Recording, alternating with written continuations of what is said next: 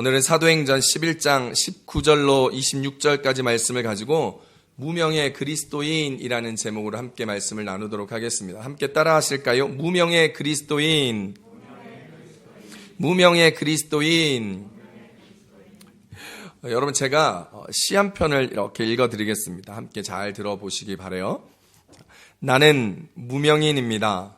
당신은 누구인가요? 당신도 무명인인가요? 그럼 우리 둘이 같네요. 쉿! 말하지 말아요. 그들이 우리를 알리고 다닐 수 있으니까요. 얼마나 끔찍한가요? 유명인이 된다는 건 얼마나 눈에 띌까요?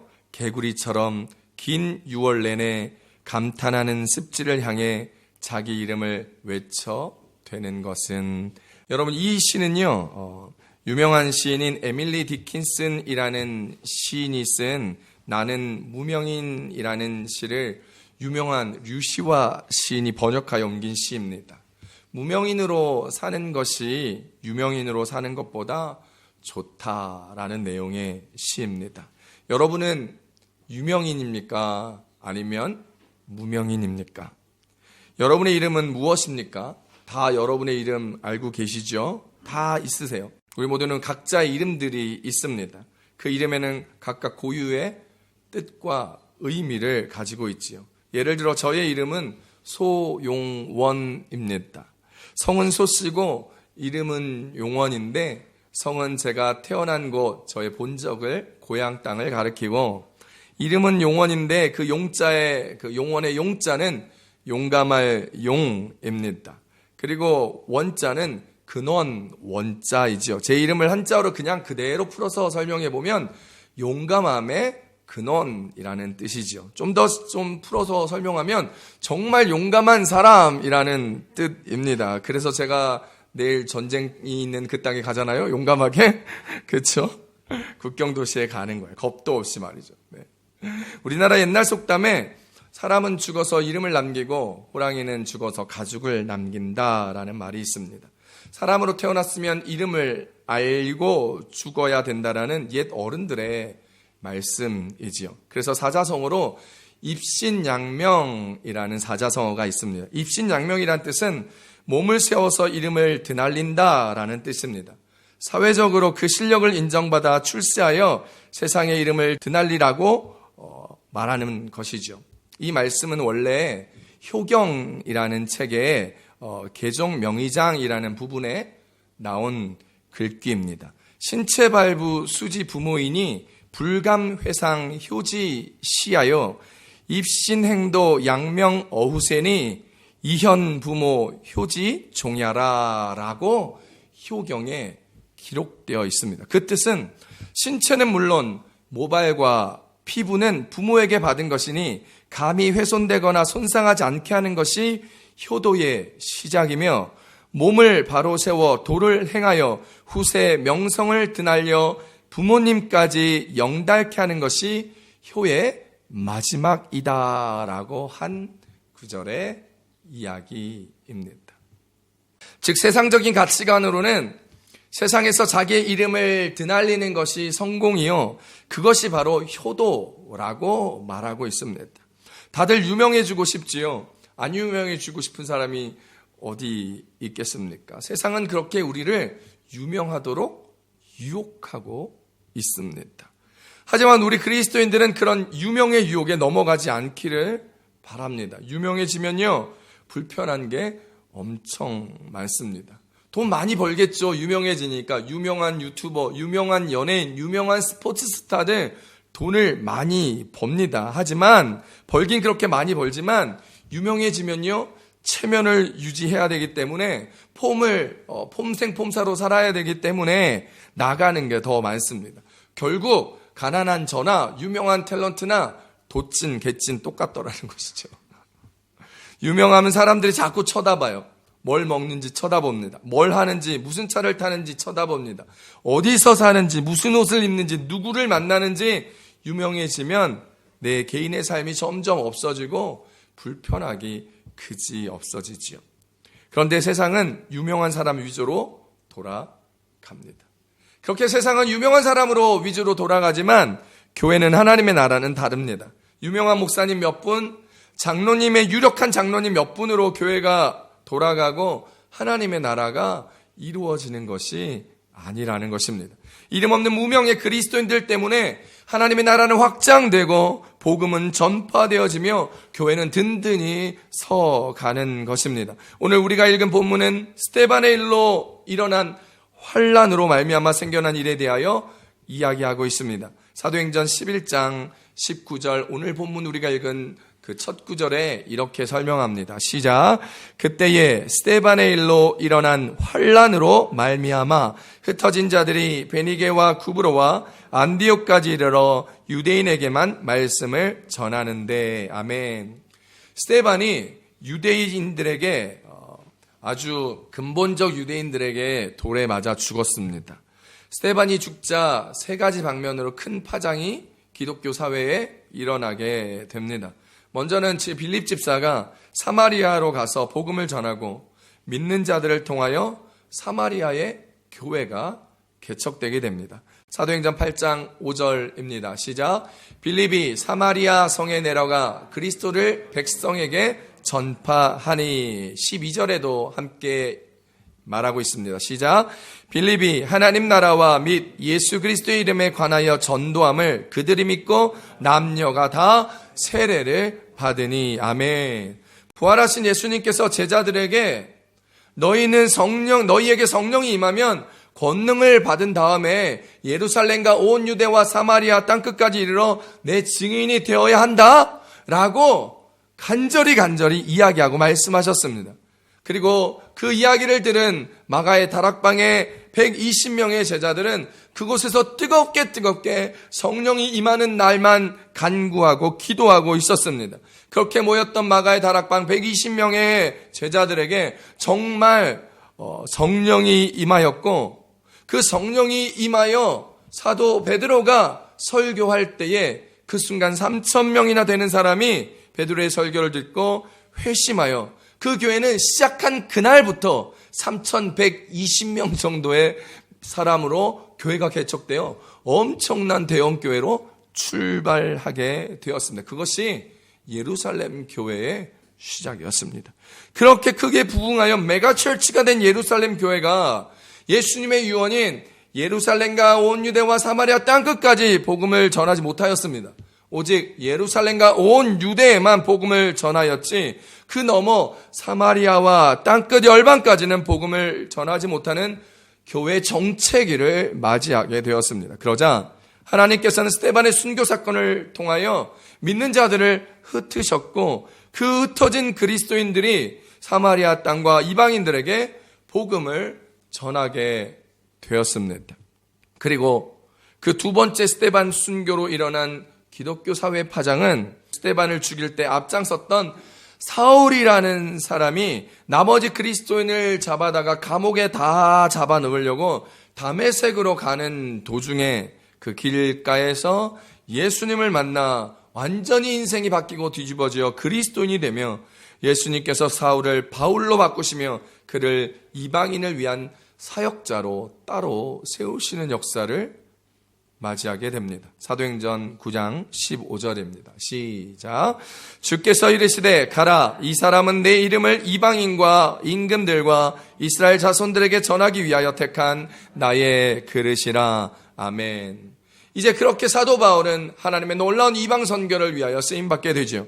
그리고 스데반 순교의 세 번째 기독교 사회의 파장은 바로 최초의 이방인 교회인 수리아 안디옥 교회가 개척되는 사건입니다. 오늘 우리가 읽은 본문이지요. 그런데 수리아 안디옥 교회를 개척한 사람들은 스데반 순교 사건으로 흩어졌던 사람들이었습니다. 그 흩어졌던 사람들 중에 많은 사람들이 유대인들에게만 복음을 전하고 있었는데 그때 몇몇 사람들이 이방 지역이었던 수리아 안디옥에 가서 예수 그리스도의 이름을 전하며 복음을 증거하였고 그로 인하여 많은 사람들이 예수님을 믿게 되었고 안디옥 교회가 개척되었다고 성경은 우리 가운데 설명합니다. 사도행전 11장 21절 한번 같이 읽겠습니다. 시작. 주의 손이 그들과 함께 하심에 수많은 사람들이 믿고 주께 돌아오더라. 아멘. 이제 그 사람들의 이야기를 개척한 교회의 이야기들을 통하여 주시는 본문의 은혜는 무엇일까요? 첫 번째입니다. 함께 읽습니다. 시작. 세상에서는 무명이라도 하나님은 기억하신다 입니다. 함께 한 번 더 따라 읽으실까요? 시작. 세상에서는 무명이라도 하나님은 기억하십니다. 아멘. 오늘 사도행전 11장 20절 본문 함께 읽습니다. 시작. 그 중에 구브로와 구레네 몇 사람이 안디옥에 이르러 헬라인에게도 말하여 주 예수를 전파하니. 아멘. 스데반의 순교 사건으로 흩어진 많은 사람들 중에 구브로 그리고 구레네 몇 사람이 안디옥까지 갔습니다. 그리고 그 가운데 있었던 이방인들, 즉 헬라인들에게 복음을 전하였죠. 그러자 놀랍게도 많은 헬라인들이, 이방인들이 예수님을 믿었습니다. 그리고 그 사람들로 시작하여 그 땅에 교회가 개척되었지요. 우리는 최초 이방인 교회인 수리 안디옥 교회를 세운 사람들에 대하여 아무것도 알지 못합니다. 하지만 하나님은 아십니다. 왜냐하면 그들은 세상에서는 무명이라도 하나님은 기억하시기 때문이지요. 사도 바울이 최초의 유럽교회 빌립보 교회를 개척하였습니다. 이후에 데살로니가 교회, 고린도 교회, 에베소 교회를 차례로 개척하였죠. 물론 그 전에는 갈라디아 교회도 개척하였었습니다. 하지만 그 교회를 든든히 세워가고 더욱 복음을 전하며 그 교회를 왕성하게 복음으로 일으킨 사람은 사도 바울이 아닌 그 교회에서 묵묵히 섬기며 이뤄나갔던 무명의 그리스도인들이었습니다. 이방 선교의 전진 기지를 맡아 헬라어권 선교사에게 큰 역할을 감당하였던 수리아 안디옥 교회, 또한 라틴어 선교 사역 가운데 열심으로 크게 이바자였던 로마 교회, 이러한 교회들은 누가 개척하고 세웠는지 성경은 말하지 않습니다. 그리고 우리 또한 모릅니다. 그러나 이 교회들은 무명의 그리스도인들이 세워나간 교회들입니다. 사랑하는 성도 여러분, 우리 마들 순복음교회가 누가 개척했는지 혹시 아십니까? 누가 개척했는지 혹시 아시나요? 모르시죠? 어떤 목사님이 개척했는지 혹시 아십니까? 중요하지 않습니다. 중요하지 않아요. 여러분, 우리 교회가 누가 개척했는지보다 더 중요한 것은 뭐냐 하면 우리 교회를 누가 지켜나가는 거예요. 우리 한번 뒤돌아서 한번 보세요. 서로서로 한번 뒤돌아보세요. 여러분, 이 교회를 꽉 채워져 가고 있는 이 많은 사람들, 이 사람들이 이름도 없이 빛도 없이 우리 교회를 든든히 세워가시는 분이라는 것을 오늘 저와 여러분은 기억해야 합니다. 따라합시다. 내가 우리 교회를 세워간다. 나는 무명인이나 하나님이 기억하신다. 그렇습니다, 여러분. 여러분, 우리 성도 여러분들과 같은 무명의 그리스도인들이 많아질 때 우리 교회가 더욱더 좋아지며 한국 교회가 더욱 발전하며 우리 열방의 모든 교회들의 미래가 밝아지는 것입니다. 복음은 본질적으로 무명을 추구합니다. 날마다 자기를 부인하고 자기 십자가를 지며 우리는 죽어 없어지는 존재가 되어지는 것, 그것이 바로 그리스도인의 모습입니다. 세례 요한이 고백했던 것처럼 우리는 쇠하여지고 오직 주님만 흥하여지는 은혜와 역사, 그것이 그리스도인의 본질이어야 합니다. 세계적인 지휘자 중에 레너드 번스타인이라는 사람이 있습니다. 그는요, 지휘를 하면 청중을 사로잡을 만큼 훌륭한 음악을 만들어내기로 유명한 지휘자입니다. 한 번은 기자가 그에게 다가와서 오케스트라를 이끌어 가실 때 선생 지휘자님이 생각하시는 가장 중요한 연주자가 누구입니까? 라고 말하였습니다. 사람들은 기대했겠죠. 뒤에서 중심을 잡아주는 티파니, 혹은 모든 악기에 기준점이 되고 음을 맞춰주는 오보에, 혹은 가장 제일 그 오케스트라를 잘하는 제1 바이올린 연주자, 악장, 이런 분들이 중요할 거라고 생각하며 물어봤을 것입니다. 그런데 이 레너드 번스타인이라는 지휘자는 제2 바이올린 연주자가 가장 중요한 사람입니다. 라는 대답을 했습니다. 제1 바이올린은 소리가 뛰어나 사람들에게 시선을 받고 박수갈채를 받고 솔로를 행하며 막 뛰어난 연주 실력을 뽐내지만 제2 바이올린은 주목받지 못하고 박수도 받지 못합니다. 그러나 제1 바이올린 연주자와 같은 열정을 가지고 뒤에서 제1 연주자를 위하여 화음을 넣어주며 함께하는 제2 반주자와 같은 사람이 있을 때 그 오케스트라는 훌륭한 음악을 만들어낼 수 있고 그 오케스트라는 훌륭한 관현악단이 되는 것이다 라고 레너드 번스타인 지휘자가 이야기하였습니다. 그렇습니다. 세상에서 사람들은요, 나서기를 좋아하고 솔로로 무대를 독차지하기를 바라고 핀조명 스포트라이트를 받기를 좋아합니다. 자신을 드러내고 많은 사람들에게 인정받고 싶어 하고 박수갈채를 원하지요. 세상에는 늘 제1연주자가 되기를 원하고 대기하는 사람들이 많이 있습니다. 그래서 사람들은 항상 최고가 되려고 하고 정상에 오르려고 힘을 쓰고 애를 씁니다.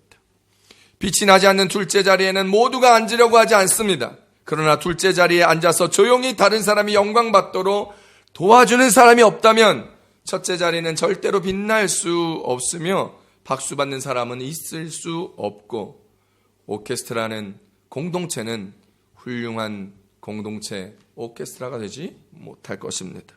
남을 세워주고 다른 사람이 영광을 얻도록 나는 뒤에서 무언가가 이루어지는 것만으로도 감사할 수 있는 사람이 우리 가운데 얼마나 있을까요? 신앙생활도 이름도 없이 빛도 없이 누가 알아주든지 알아주지 않던지 충성하는 사람이 과연 얼마나 있을까요? 어제가 디아델 빠드레였습니다. 어제랑 그제랑 우리 교회에서는 교회 김치를 여성 성도님들이 함께 수고해 주셔서 김치를 담궜어요. 정말 이름도 없이 빛도 없이 아름답게 섬겨주셨습니다. 자그마치 배추가 96kg, 무가 46kg, 도합 거의 150kg의 김치를 담궜습니다. 너무나 수고하셨고 우리 감사했어요. 우리 여성교회 성도님들을 위해서 우리 박수 한번 하십시다. 아멘. 정말 감사드립니다.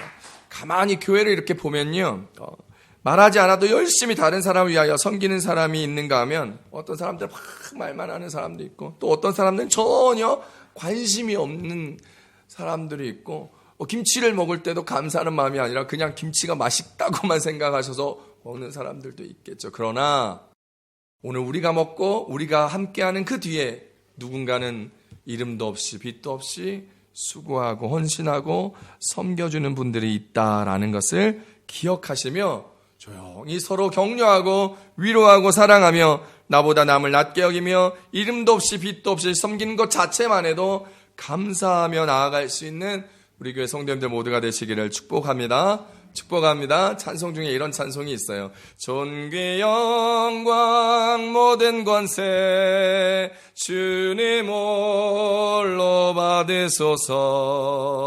멸시천대 십자가는 제가 지고 가오리다. 이름 없이 빛도 없이 감사하며 섬기리라. 이름 없이 빛도 없이 감사하며 섬기리라. 할렐루야. 우리 모든 성도님들이 이랬으면 좋겠습니다. 존귀 영광 모든 것을 주님께 다 드리고 이 땅에서는 무명인으로 주님 앞에 기억되는 인생으로 하나님 앞에 그렇게 이름 없이 빛도 없는 것이 감사함을 느끼는 우리들의 섬김과 모습이 되기를 축복합니다. 세상의 갈채는 왕처럼 군림하는 사람들의 것입니다. 그러나 하나님의 칭찬은 그런 사람들 것이 아니라 이름 없이 빛도 없이 섬기는 사람들의 것임을 기억하며 오늘 저와 여러분 이렇게 세상에서는 무명인이나 하나님께서 기억하시는 사람들 다 되시기를 우리 주 예수님의 이름으로 축복합니다. 축복합니다. 두 번째 오늘 주시는 말씀의 은혜는 그들의 이름은 그리스도인이었다라는 것입니다. 따라 하십시다. 그들의 이름은 그리스도인이었습니다. 사도행전 11장 26절 말씀 함께 보겠습니다. 시작. 만남에 안디옥에 데리고 와서 둘이 교회에 1년간 모여 있어 큰 무리를 가르쳤고 제자들이 안디옥에서 비로소 그리스도인이라 일컬음을 받게 되었더라. 아멘. 여러분, 이름 없이 성경에 기록되어져 있는 하나님의 사람이 있었습니다. 열왕기상에 보면 솔로몬이 죽고 그의 나라가 북이스라엘과 남유다로 이렇게 나누어집니다. 그래서 남유다는 솔로몬의 아들이었던 르호보암이 다스리게 되었고, 북이스라엘은 여로보암이라는 사람이 왕이 되어 각각 자신의 나라를 다스리게 됩니다. 그때 하나님의 정통성을 잊지 못한 북이스라엘의 왕이었던 여로보암은 금송아지 2개를 조급한 마음에 만들어서, 하나는 북쪽 단끝, 그 땅의 북쪽 끝 단에 두고 하나의 금송아지는 남쪽 끝 베델에 두었습니다. 예루살렘에서 예배를 드리지 못하자 자신을 따르는 백성들이 하나님께 예배 드리려고 예루살렘으로 갈까 봐서, 그래서 그렇게 되면 자신의 입지가 약해지고 정당성을 잃게 될까 봐 걱정한 나머지 큰 실수를 하게 됩니다. 그리고 그것이 금송아지를 만들어 백성들로 그곳에서 산당에서 제사를 드리게 한 것이 하나님 앞에 큰 죄가 되었다, 성경은 이야기합니다. 열왕기상 12장 30절 말씀 봅니다. 시작. 이 일은 여호와께 매우 큰 죄가 되었습니다. 백성은 단까지 가서 그곳에 금송아지 앞에 예배 드렸습니다. 아멘. 그러자 그때 여로보암이 베델과 단에 제단을 만든 것에 대하여 하나님은 하나님의 사람을 보내어 그 여로보암의 죄를 질책하고 앞으로 돌이킴이 없다면 훗날 이 제단과 함께 망하게 될 것이라는 경고를 하게 됩니다. 그를 위하여 하나님은 하나님의 사람이라는 무명의 선지자를 보내게 되죠. 제단과 함께 망하게 될 것을 경고하게 되죠. 하나님께서 말씀을 선포한 후에 떡도 마시지 말고 물도 마시지 말고 돌아가라 하여서, 돌아가는 길에 늙은 선지자가 거짓말로 그 하나님의 사람을 속입니다. 나도 하나님의 선지자다. 하나님이 너를 대접하라 하였다. 그러니 나와 같이 가서 떡과 물로 먹자라고 속입니다. 그는 결국에 그 하나님께서 자기에게 말했다는 그 늙은 선지자 이야기를 듣고 함께 가서 떡도 먹고 물을 마시면서 결국 돌아가는 길에 사자에게 물려 죽게 됩니다.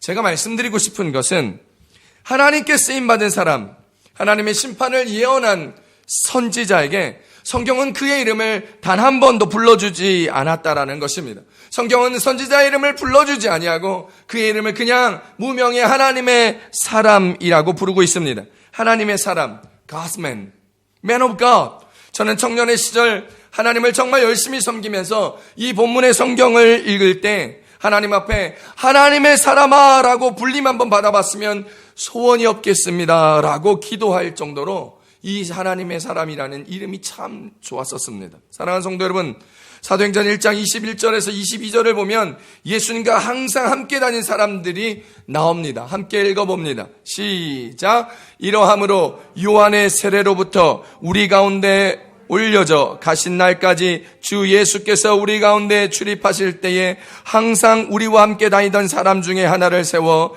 우리와 더불어 예수께서 부활하심을 증언한 사람이 되게 하여야 하리라 하거늘. 아멘. 예수님을 따라다녔던 많은 사람들 중에 12사도를 제외하고도 항상 주님을 따르는 사람들이 있었다라고 성경은 이야기합니다. 12사도 중에 한 명인 가룟 유다가 죽게 되자 이제 하나님께서 교회 공동체를 온전하게 하기 위하여 12의 수를 채우기 위하여 2사람 중에 한 사람을 뽑아 마띠아로 12제자 속에 속하게 하였습니다. 그때 마띠아가 뽑히기 전에 그 후보군에 들었던 사람들을 성경은 이렇게 얘기합니다. 항상 주님을 따랐던 사람들 중에.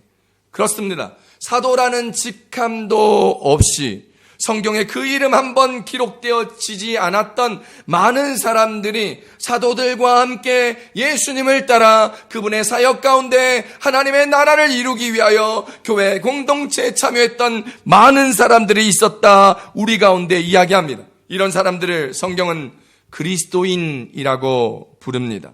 이렇게 입신양명하지 않는 사람들을 세상의 관점에서는 무명하지만 성경은 그들을 그리스도인이라 부르며 말하고 있습니다. 그들의 이름을 불러주지요. 사랑하는 성도 여러분, 성경은 자신의 삶을 통하여 그리스도가 드러나는 사람을 그리스도인이라고 부릅니다.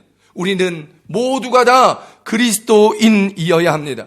우리의 삶에서 그리스도가 드러나야 합니다. 여러분은 여러분의 삶을 통하여 그리스도를 이 땅 가운데 드러내고 계십니까?